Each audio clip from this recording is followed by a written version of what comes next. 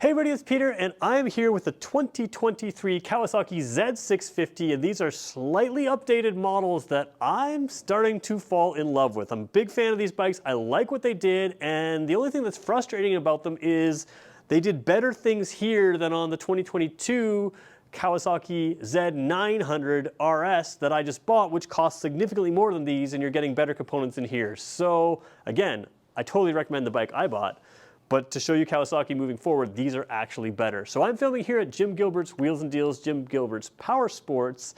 This is the #1 volume Kawasaki dealer in the country, and they give me complete access to their Kawasaki lineup, which is good for you, because if you have questions here that I don't get to in this video, subscribe to the channel and let me know in the comments what you want to know, because I'm going to continue to build a video database coming back to these bikes again and again and again to make sure we answer everything you could possibly want to know. So again, even if you're not going to hit the comments, hit the subscribe if you're interested in these bikes, because there will be a lot more content on them because they're fun to film, you guys like to know about them, and that's the way this works. I want to thank Jim Gilbert for giving me access. Let's get going with the review. So first of all, 2023, we've got some new colors here. We've got this sort of silver and gray. Now they don't show up perfectly on camera. I kind of did a pre-test before. They're stunning in person. But you've got, of course, the silver with the red wheels and some different accents, and then you've got the green frame with black wheels and a little bit of a green accent on the wheels, and a really cool kind of dark, almost a matte dark gray color over there. We'll show you them up close as we go through the video, but just keep in mind that the way you see them in the screen, it just doesn't film perfectly. They look stunning in real life. So let's take a look. Let's take the Kawasaki green one and start with just that bike. I'm really just showing the two here to show the colors, but I'm going to probably focus on one individual bike for most of this video. Let's get going with that one. So let's start off the top with what this bike is. This is Kawasaki's twin-cylinder 650 engine in a standard style bike, which we now call naked bikes because I guess that sells better, you know. Anyways, I think the look of this bike in person is spectacular. It has been a bike that people continue to walk in and go, wow, that looks really sharp. And again, that may or may not transfer on camera. When I saw this in pictures, I thought, okay, yeah, Z650. Saw it in person, thought, wow, sharp looking bike. So the 650 engine here, other than the KLR, that's a different 650. This twin cylinder they use in just about everything. And I used to own a Versa 650 for a number of years, has the same engine. I really, really like this engine. It's kind of that perfect do-it-all on the street engine. So of course, you can move to these race bikes that are really designed for that race track type engine, and you can drive them on the street. Whereas this is something that is approachable, easy, but absolutely fun, plenty sporty for what you need on the road, great passing power even at highway speeds. It's just a really good engine. It's why Kawasaki uses it in so many things. It's got good torque, it's got decent horsepower, and it's a good balance. And this is a compact, lightweight bike, especially the size of it. You really notice is a very small kind of bike for this engine, which makes it, of course, a little bit lighter weight, and it feels more nimble. There's a lot of things in this unit that make it nimble. We'll talk about those as we work through the bike, but that's what this is. I'm going to jump across it so you can kind of see how it is. I'm about 6 feet tall. There's also the 650 RS. I've done videos on that. The Z650 RS, you would think is very similar, but it's very different in a lot of ways because it's a retro sport bike. So again, I just bought the Z900 RS. Those retro sport bikes have the analog dials, so the true gauges instead of the TFT display that this one has, and they don't have traction control. They have different tires than this. This is less expensive, so you pay more for that look, and I say that fully willingly knowing that I paid more for my Z900 RS than I would for Z900. But there's things that are starting to irk me here because this is so good compared to my bike. The TFT display, I knew I wasn't getting that, but you have LED signal lights here, which in North America we didn't always have. You've got that here, front and rear. Obviously LED headlight, we'll talk about that a little bit later. You also have the Road Sport 2 tires, I believe, here. And that bothers me more than anything because the tires on the bike that I bought, they're perfectly fine, but they're the Sport Max tires. They are a step below. And even when you go on Dunlop's website, the Sport Max tires that bike has, you know, Dunlop pretty much advertises in their video that the best feature about them is the price. So here you're having more expensive tires that grip better. You're having more expensive LED lights compared to my Z900 RS. You've got some great features. And then again, the TFT display, it's better. It's arguably better. It doesn't look the same as the old style gauges, but it certainly gives you more function. So you're getting really good value in this bike in a package that works. And then this one has traction control for 2023. The traction control matters because it gives you that little extra control, especially in slippery conditions. So we're going to turn on the TF display in a second, but I just want to show you sort of what it looks like with me on this bike. I'm about 6 feet tall. I'm easily flat footing here. So if you're shorter than me, you can easily fit, no problem. But even if you're my size or even taller, you fit nicely here. You're tucked underneath kind of the indents in the tank. It's a very narrow feeling bike because again, the tank comes out and then comes back in. Only the twin cylinder for the tank to cover, so that instead of something like mine, which is a 4-cylinder, which has a wider engine, the nimbleness of this bike is right there. There's a slight forward lean here, a lot like the Ninja 650, but you're not terribly forward. It still has handlebars in here. And on a bike with no windscreen, a little bit of a forward lean is actually a good thing. There's really not a lot of weight on my hands, but a little bit of movement is going to push that wind back on you. It's going to be a very comfortable position.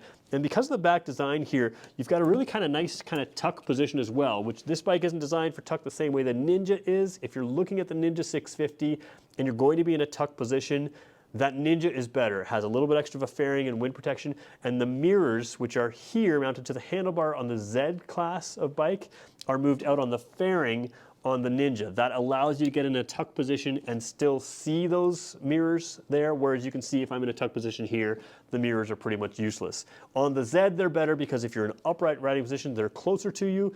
When you hold a mirror close to you, think about looking in the mirror close to you versus far away, you get more of a wide angle view. So the Z is partly styling differences, but really it's that tuck position versus non-tuck position. The mirrors come closer to you. That's the real big difference for going with the Z, you know, and if you like the styling. I never used to love the Z styling as much as the Ninja, but seeing this in person and seeing these paint colors and paint schemes, yeah, I'd buy the Z. I'd buy the Z650 over the Ninja 650, and I don't know if that's true with the Z400. I think I'd buy the Ninja 400. So interesting. Let's take a look at the dash here and then really start going through the details on this to show you what I think makes it really unique and makes it really desirable.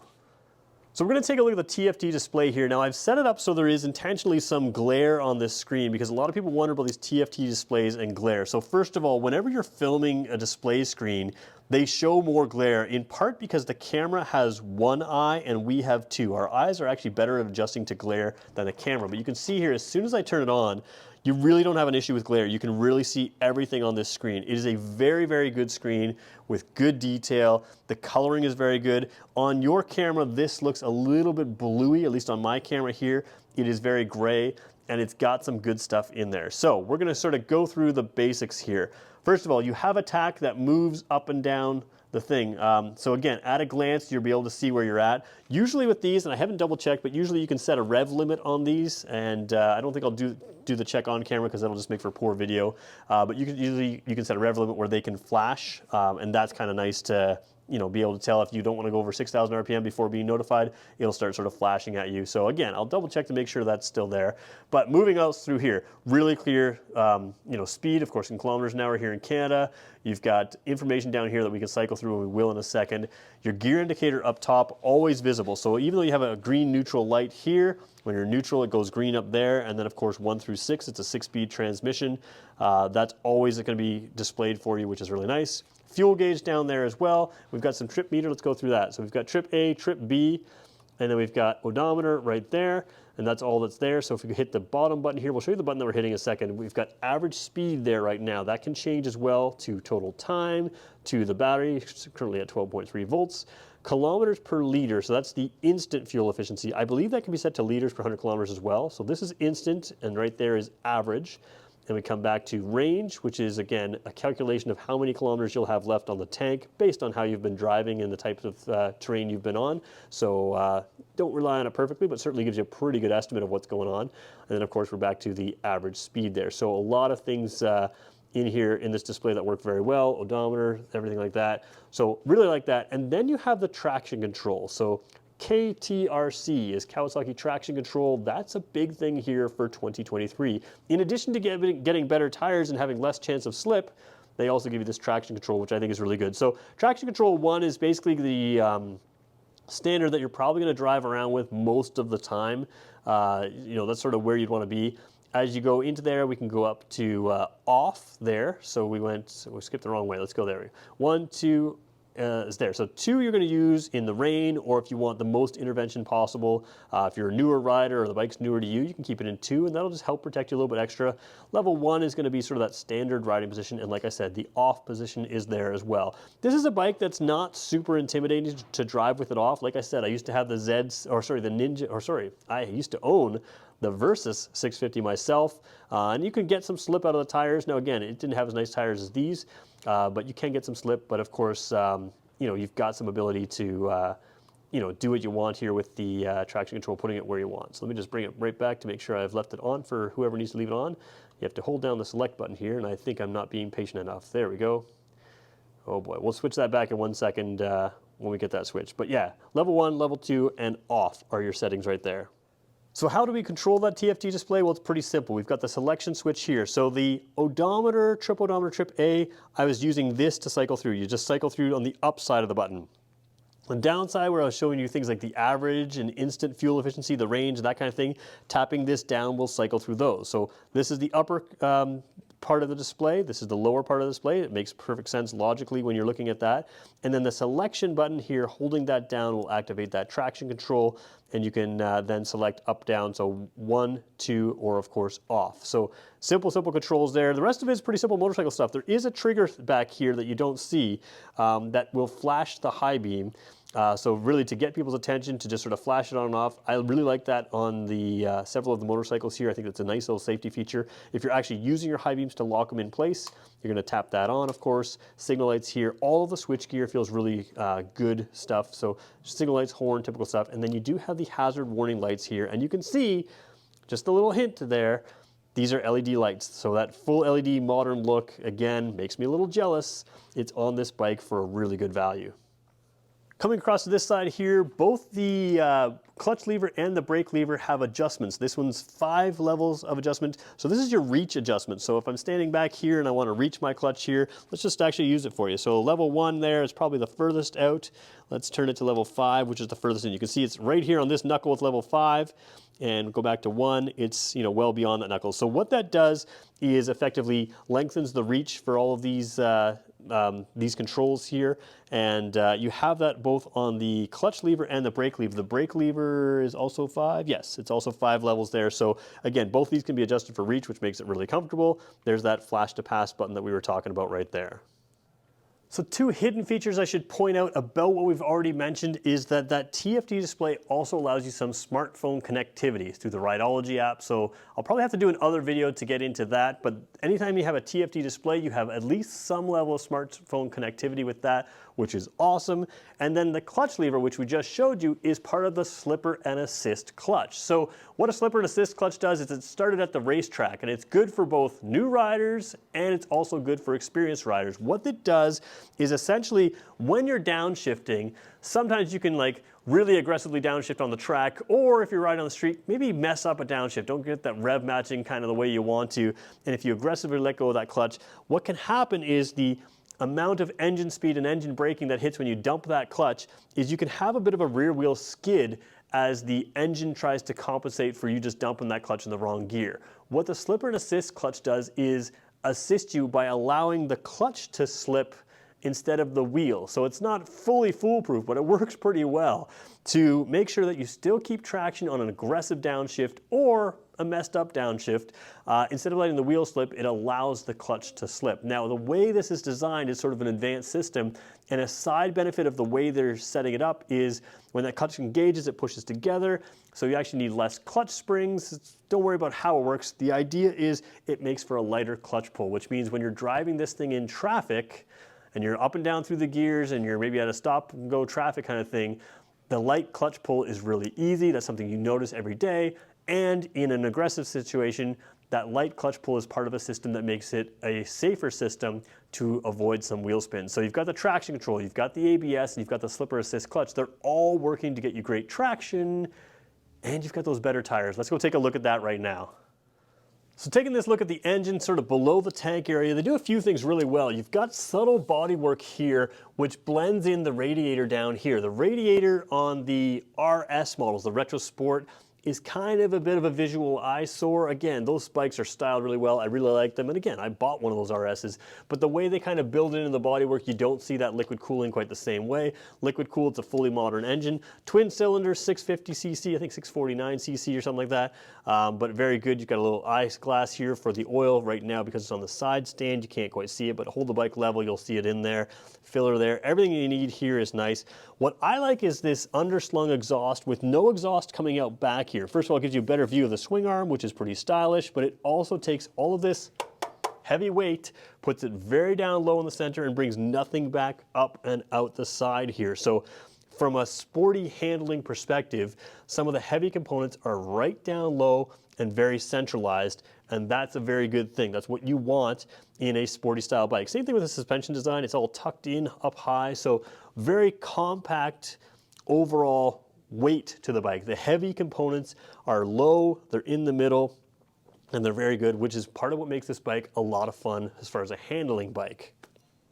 It's worth taking a look at the lighting here. We'll show you the rear lights first because that's sort of where we're set up. If we turn the lights to on, or the bike to on, you can see the really cool tail lamp light that comes up there. Now to me, motorcycles, of course, visibility is an issue with motorcycles, but making the light not just bright, but also making it interesting draws people's attention to it, and that's what you want. You want them to know what you're doing if you're just sitting there riding along like that, or if you're hitting the brakes. So again, bright LED. The thing I like about LEDs is they're instant on, and let's turn on those hazard lights right there. Oh yeah, that still makes me jealous. You're getting the LED signal lights here that, again, great value, something that I would have liked to see in the bike that I bought. Now, to be fair, I haven't seen the 2023 Z900RS. The Z900RS around other markets has it. Maybe they're starting to bring this to North America, but like I said, they make me jealous because they're really good. Let's take a look at the front lights as well.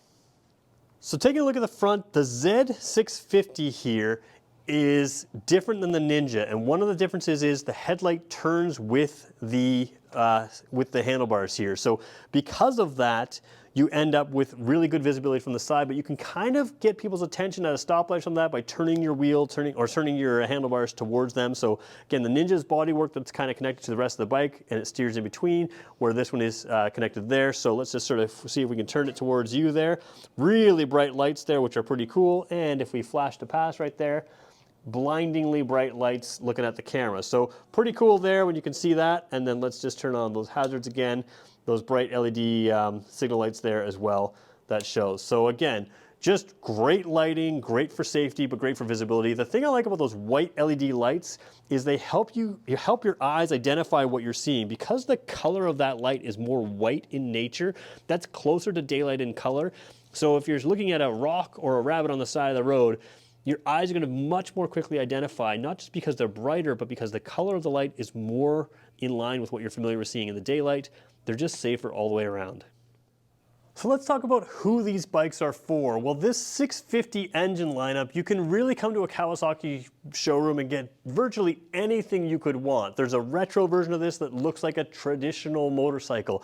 I'll be honest, the styling language of these is not something I loved in pictures, but every time I walk by them in person, I'm like, that is a cool looking bike. And it seems to be that other people are saying the same thing. These have been in the showroom for about a day or so, and everybody that walks by is like, wow, those are sharp looking bikes. So it's one of those things that you kind of have to see in person. I think I like the way they did the color different on the frame than the bodywork. And again, this paintwork on both these is really sharp, and Kawasaki's known for their paintwork. So again, in that 650 lineup, if you can get everything you want, why buy these? Well, these are versatile bikes. To me, that upright seating position, the overall styling, it gives you that Ninja 650 capability without that full Ninja styling.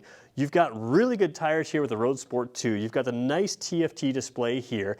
And if you want a bike that's pretty versatile, you don't have to go to something like the Versys, which is a bigger, much bigger, slightly heavier or, significantly heavier bike with the same engine. Because this little windscreen here pops on with about 4 screws, the aftermarket is full of windscreens that can be larger than that. So you could do some touring on this, and what's cool about it is because it's such a simple installation with the 4 screws, you could swap out a bigger windshield based on the types of weather you're dealing with or the types of trip you want to do. The overall seating position, again, I'm going to jump on this one again. Seating position is just really good. It's just a comfortable thing for a lot of riders. Having those adjustable levers makes it really comfortable for a lot of people with different reach. It's a non-intimidating bike without a whole lot of bodywork out front. It's very light between your legs, so you've got something that's sporty, you've got something that's comfortable, you've got options to get luggage here. I think even Kawasaki probably has a tail bag here. I know on the Ninja 1000 they have a tail bag that mounts here, but all kinds of options for tail bags. You could put a tank bag here. It feels nimble, light, and compact. It's got all the power you need on the street. It's not too crazy to insure as far as the overall power and that kind of thing. This is a bike that I would recommend to a whole lot of people. If you're a new rider, the Z400 is below this. That's an option, but I wouldn't shy away from telling new riders that this is a bike they can ride. It's certainly something that most people aren't going to wish for more speed from. So that's kind of what this is. It's sporty, it's comfortable, it's versatile because you could add a few aftermarket accessories and turn it into a different style of bike that you wanted to. It's got pretty high-end components with those LED lights, the TFT display, the ABS, the traction control, and the really good tires. And it's probably one of the best value 650s you can get in the Kawasaki lineup. And that's saying something because Kawasaki has a lot of value in that 650cc engine lineup. Who is it for? It's for a lot of people. I really like these. I'm a big fan of them. And I'm hoping that you guys like it as well. Let me know in the comments what you think of this video. And I'm kind of hoping that you guys want to see more videos on these because this is a bike that, as I saw it in person, it impressed me more and more and more. And the value of this thing, that's absolutely fantastic. So really good bikes here. If you're looking to see more, let me know. And of course, if you want to see them in person, we're down here at Jim Gilbert's Wheels and Deals, Jim Gilbert's Power Sports, the #1 volume Kawasaki dealer in the country. I'm filming these in early March. There's about 20,000 square feet of indoor heated showroom here. It's massive. You can come see these. Like I said, these two just arrived. There's more coming in. Lots to see here, lots to go through. Definitely something you should consider seeing. So thanks everybody for watching. Make sure you hit subscribe so we can post more videos of these and you'll see them as well. And we'll talk to you in the next one.